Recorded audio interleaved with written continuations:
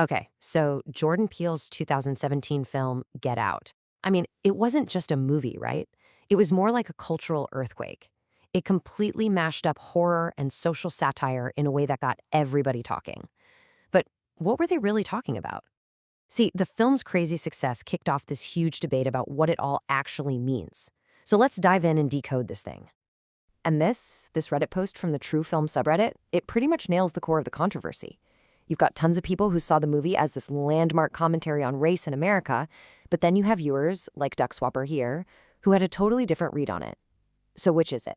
Is Get Out some deep social statement, or is it just a really smart horror movie that happens to use race as a plot point? That's the big question we're going to try and answer today. I mean, one thing's for sure, Get Out was a total phenomenon. Critics loved it, audiences loved it, a massive hit. But, even all these years later, people are still debating its real message. On the surface, the story seems pretty straightforward, but man, is it terrifying. You've got Chris, he's a great photographer, and he's heading upstate to meet his white girlfriend Rose's parents for the first time. The classic awkward meet the parents weekend. Except what starts out as just a little uncomfortable quickly spirals into an absolute nightmare. Okay, so let's tackle the first side of this whole debate. This is the idea that, yeah, race is in the movie, but it's not the main point. It's really just a storytelling tool. And this slide, wow, it really lays out the two opposing camps perfectly. On one hand, you've got people saying that race is just there to create a simple us versus them situation. The original Reddit poster even said the groups could have been green and orange. But then you have the other side, and they're saying, whoa, hold on. If you see it that way, you're missing the entire point. For them, this film is fundamentally 100% about the Black experience in America. Any other take is just, and this is a quote from another user, a very surface-level viewing. All right, let's switch gears and dig into that second perspective, because honestly, once you start to peel back the layers, once you get past just the jump scares, you realize this movie is absolutely packed to the brim with deliberate social commentary. And we're not talking about subtle hints here. These symbols are powerful, and they tie directly into the history of racism in America. That garden party? It's not a party. It's a silent auction for Chris's body, hidden in plain sight as a game of bingo. And Chris's escape, he literally picks cotton from a chair to get free. Think about that. Even small details, like Rose eating her colorful Fruit Loops completely separate from the white milk, it's all there. The deer head, a buck, mounted like a trophy. And that creepy, creepy song, Run Rabbit Run, playing in the background, it's a constant warning. And here's what's so sharp about the film's critique. The villains aren't your stereotypical cartoonish racists. No, as The Guardian put it so well, the monsters here are the middle-class white liberals. The ones who would say they don't see color, but whose quiet prejudice and microaggressions are shown to be just as terrifying, if not more so. So to get an even deeper understanding, we can actually pull in a more academic idea. It gives us a new way, a new vocabulary, to talk about the different kinds of racism the film is dissecting. Yeah, there's this great academic analysis of the film that brings up the work of a peace researcher named Johann Galton. Now, he came up with this really interesting theory that says violence isn't just one thing. It actually comes in 3 different forms, and they're all connected. And what's fascinating is you can see all 3 of these playing out in Get Out. First, you have the obvious one, direct violence. That's the kidnapping, the hypnosis, the physical and psychological harm. But then there's structural violence. This is the system the family has built, this whole social structure where they believe they have a right to Black bodies.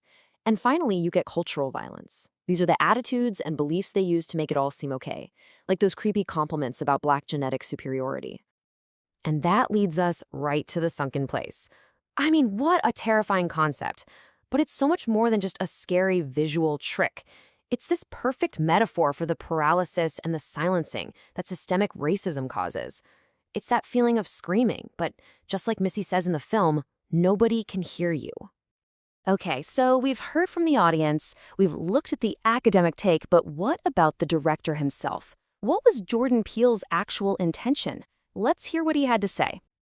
And there you have it, straight from the horse's mouth. Peele said it was incredibly important for him to get the audience to connect, in some way, with the fears that come with being Black in America.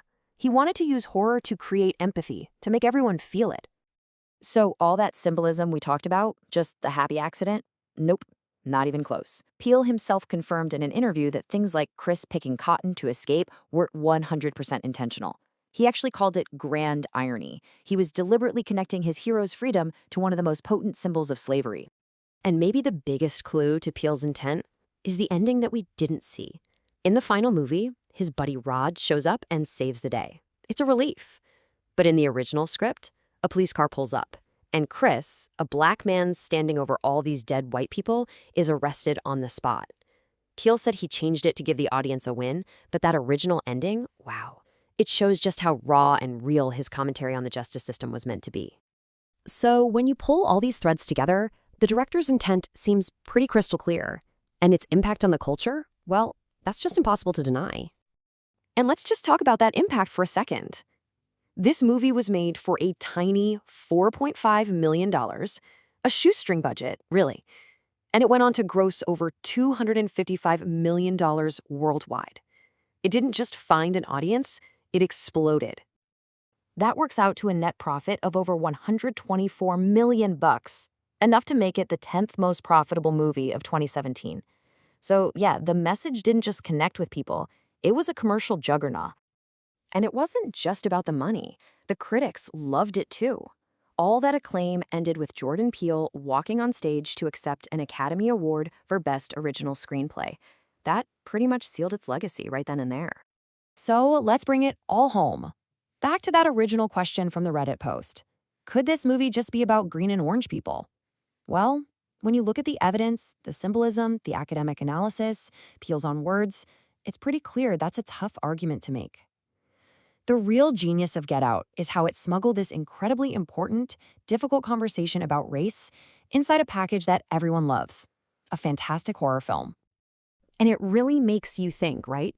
If a horror movie can get us to talk about something as complex and scary as racism, what other hidden truths are out there, waiting to be explored through comedy or sci-fi or any other genre?